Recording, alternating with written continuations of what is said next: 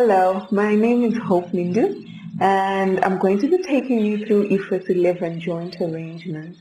This lecture is going to come in 3 parts, and this first part is going to deal with identifying of joint arrangements.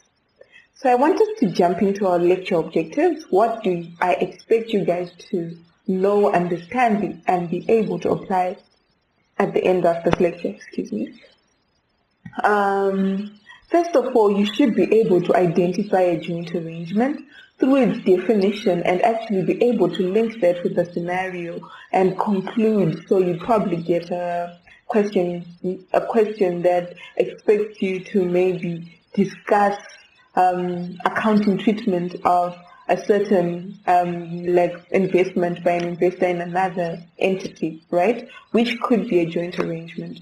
So you'd have to then apply the joint arrangement definition and take triggers in the scenario to support your application from the standard.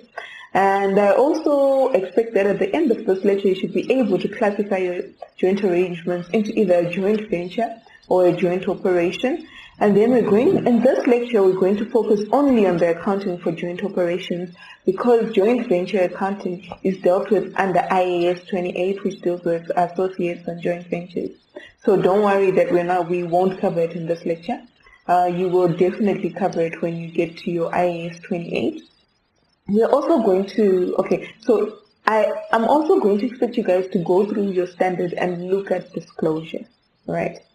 So let's jump into our lecture. Okay, so we're going to go back to that diagrammatic presentation we had when we covered control that looked at an acquisition of shares, and at this point we're actually assessing levels of power. And we said in the first circle, you actually have financial instruments, right? So you have no power at all. You've just bought shares, but then they do not actually award you the power to affect decision making. So at that point we said you have no power. And then we move on to the next circle where we say you have purchased more than 20%, and at this point 20% is quite significant, so you can actually influence decisions. So in that case you have significant influence. And then we moved on to IFRS 3 and 10, which basically says, okay, you're holding more than 51% and you now have to prepare consolidated financial statements, because you're basically controlling the investee that you have more than 51% shares in, because if the relevant activities are actually directed through voting rights, you have the final say. The buck stops with you because you actually hold 51%, which is the majority, right? Okay, so today we're going to be focusing on this section, where the IAS 28 and the IFRS 3 circle actually interlink, right? At that point we're saying you have joint control, so you're sitting at maybe 50-50 or whatever percentage holding that says, okay, fine, you can't make a decision with the other party. You and another party actually controlling an investee together, all right? So let's jump into it. Okay, so I expect you to have this prior knowledge in relation to the definition of control.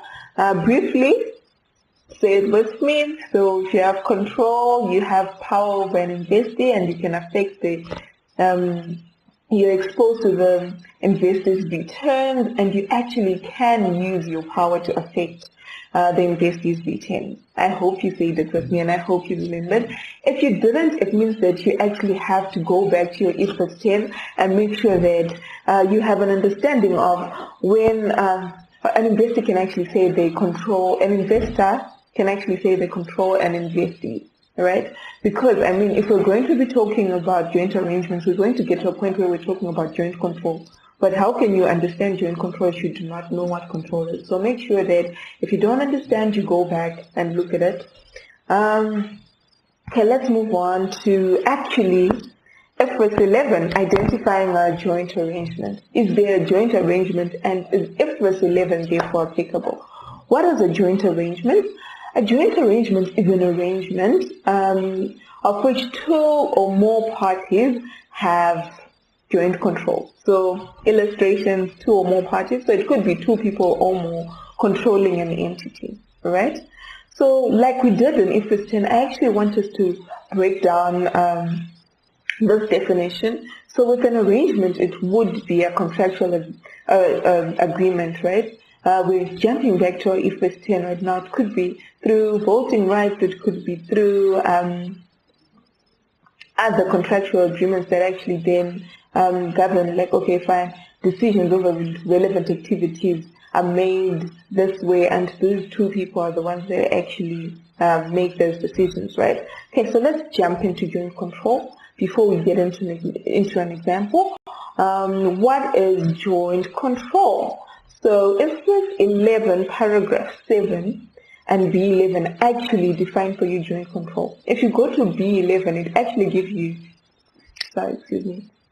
it actually gives you a diagrammatic illustration of joint control. So joint control is the contractually agreed sharing of control, which exists only when decisions about relevant activities require unanimous consent of the parties sharing control. So in actually assessing whether there's joint control, you look at 2 things. Okay, so you're saying, okay, do the parties or group of parties have control of the arrangement collectively? So you're saying, okay, fine, is there more than one person who's actually making decisions about this arrangement, and are they doing it together, right? Okay, so there's a group of people controlling the arrangement collectively, and then you actually then move on to, okay, fine, do the decisions over the relevant activities require unanimous consent? So at this point, you need to note that unanimous consent is the important thing, right? If there is no unanimous consent, you can't say that you're controlling it together, because the other party can actually go on and make decisions without the other party. So unanimous consent is basically saying your 2 or more parties will only get to a decision when everyone agrees with that decision, right? Okay, so I want us to get into... okay, fine. Before we get into an example, you could have more than one combination that could possibly form control. So in this case, this would happen, let's say, if your joint arrangement is controlled through voting rights, right? So let's say you have an investor that holds 2 investors holding 25% in an arrangement, and then 2 holding 15%, and then 1 holding 20. So you've 100% allocated that way, right? If we say that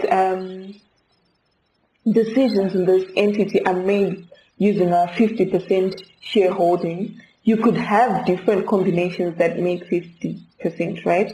So your B8 says in a case where you have more than one group taking up more than one combination making up the control requirement, like the control percentage requirement, the arrangement is not a joint arrangement unless the contractual agreement specifies which parties are required to agree unanimously to decisions about relevant activities. So we're basically saying, yes, there are like 2, 3 combinations that could actually reach the 50% requirement, right? But then the entity should then have a specific contractual agreement that says, okay, fine, but this one combination making up 50% is the one that makes decisions about the relevant activities. Okay, so this would make more sense with an example, so let's jump straight into an example. Okay, example 1, and it reads that assume that 3 parties establish an arrangement. A has 50% of the voting rights in the arrangement, B has 30%, and C has 20%. The contractual arrangement between A, B, and C specifies that at least 75% of the voting rights are required to make decisions about the relevant activities of the arrangement, right? So, in this case, if we're discussing whether there's a joint arrangement, right, would you say there's a joint arrangement?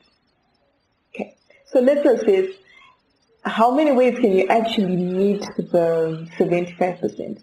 Okay, so A alone cannot actually make decisions, which means that A does not control the arrangement, but if A then partners with either B or C, they can actually then reach the 75%. Alright? So now we have two combinations that can actually meet the 75% requirement. Right?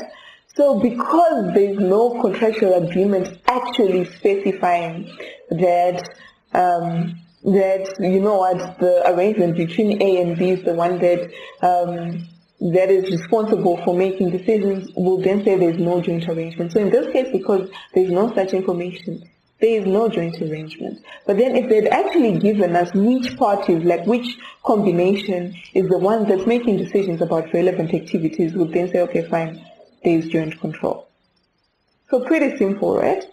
I wanted to move on to another example, example 2.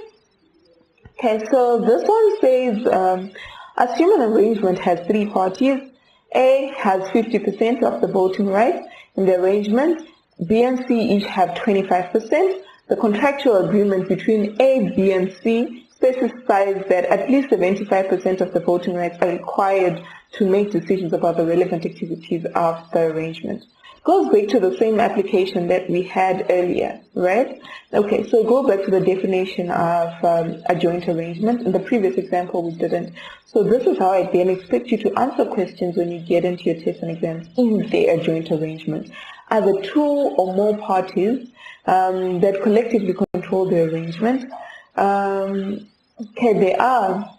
Because in this case, we actually have 2 combinations, right? Can we say that there is joint control?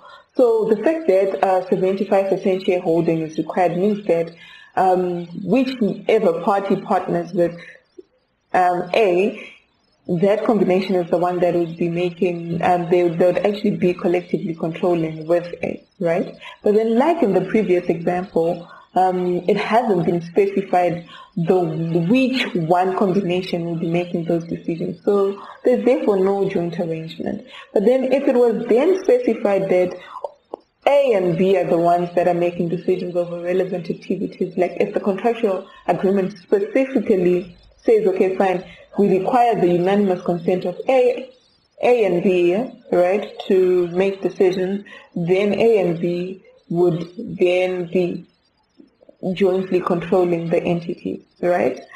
So which then means there's one combination and then a joint arrangement exists. Okay, let's get into example 3.